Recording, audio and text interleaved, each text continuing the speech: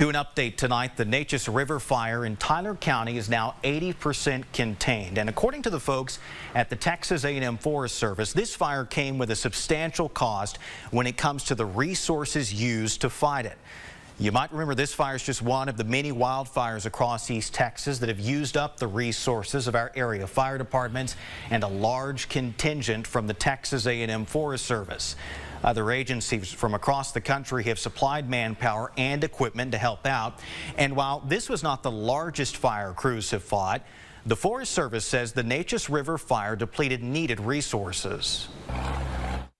A lot of moving parts had to come together really quick to get that much equipment and personnel on a fire that quickly. It went up to about 200 acres, and it could have been much larger. We are by no means through the fire danger that we're experiencing here, and so there's a lot of resources pumped into eastern part of Texas waiting for the next fire. Joyner says the U.S. Forest Service is committing more resources to fires in the southern region until the fire danger is considered to be done.